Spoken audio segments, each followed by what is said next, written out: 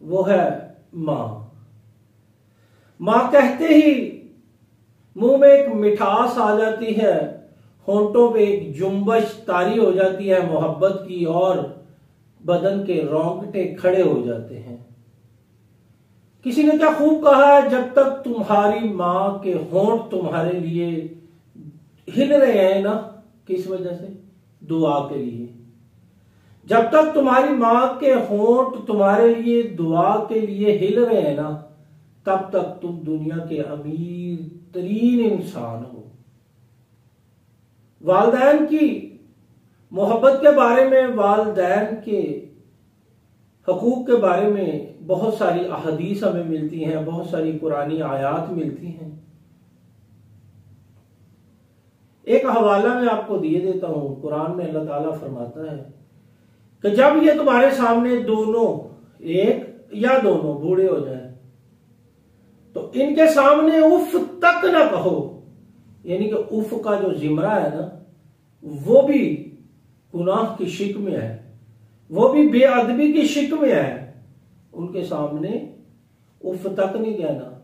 मां बाप का जो गुस्ताख है ना, उसके लिए ये बात बता देता हूं कि कई कोस दूर से जन्नत की खुशबू आना शुरू हो जाएगी, लेकिन वालिदैन का जो गुस्ताख है ना, उसे जन्नत की खुशबू भी हासिल नहीं होगी, उसे जन्नत की खुशबू भी नहीं आएगी। जन्नत तो बड़ी दूर की बात है।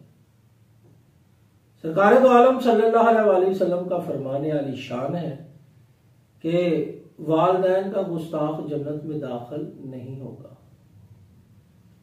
मां के पांव के नीचे अल्लाह ताला ने जन्नत रखी है, और बाप जन्नत का वस्त दरवाजा है। यानी कि दोनों की खिदमत करना एक जुज है। मां के पांव के नीचे जन्नत है, और जन्नत में जाने के लिए आपको दरवाजे से होके गुजरना पड़ेगा, और बाप जन्नत का वस्त दरवाजा है। अल्लाह ताला फरमाता है कि उफ तक ना करो अपने वालिदैन के सामने। उफ है क्या? बहुत सारे लोगों ने बहुत तरह से इसको डिफाइन किया है कि वालिदैन अगर आपके सामने बूढ़े हो गए हैं तो उनका रफाए हाजत उन्होंने चारपाई पे कर दी है, या उनका कोई मामला ऐसा हो गया, तो आपने उनको साफ करते वक्त, आपने उनको देखभाल करते वक्त कराहत का इजहार किया, यानी कि अपने नाक को बंद किया या मुंह चढ़ाया, ये उफ है। इसी तरह एक मां के 4 बेटे हैं, एक का नाम जाहिद है, एक का नाम जैद है, एक का नाम बकर है। मां ने कहा कि जा बेटा पानी ले आ। जैद से कहा जा पानी ले आ। वो पानी लेने गया, किचन से अच्छी तरह गिलास को धोया, प्लेट को साफ किया, किचन से पानी ला के मां को दिया, और बड़ा बाअदब तरीके से खड़ा रहा। जब मां ने पानी को खत्म किया तो उस बेटे ने गिलास को पकड़ा मां जी से और जाके किचन में उसी तरह रख दिया। जब वो आके अपने 3 भाइयों में बैठा तो उसने ये सोचा कि मेरी मां ने इन तीनों को क्यों नहीं कहा काम, तो ये भी बेटा उफ होगा। ये भी कराहत का इजहार है, ये भी उकताहट का इजहार है। अल्लाह ताला फरमाता है कि जब ये तुम्हारे सामने दोनों बूढ़े हो जाए ना, तो इनके सामने अकड़ के नहीं खड़ा होना, इनके सामने आजिज़ी इनकिसारी से खड़े होना, गुलामों की तरह हाथ बांध के खड़े होना। आजकल हम क्या करते हैं, वालिदैन के सामने बड़े पहलवान बने होते हैं। हम समझते हैं कि ये बूढ़े हो गए, अब इनमें वो ताकत नहीं रही, अब इनमें वो जुस्तजू नहीं रही।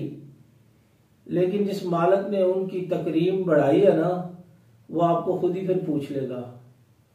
इसलिए वालिदैन का जितना एहतराम हो सके करें, और जिनके वालिदैन जिंदा हैं उनके लिए दुआ कर रहे हैं, वालिदैन के होंठ उनके लिए हिल रहे हैं, उनकी सलामती की दुआ के लिए वो अपने आप को अमीर तरीन शख्स समझे, और इस हीरे की अगर दोनों हैं तो इन हीरों की ज्यादा से ज्यादा कदर करे। ये मौका दोबारा नहीं आएगा, ये मौका दोबारा जिंदगी में नहीं आएगा।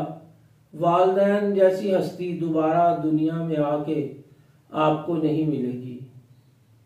तो मेरी आपसे यही गुजारिश है कि वालिदैन का जितना एहतराम हो सके करें।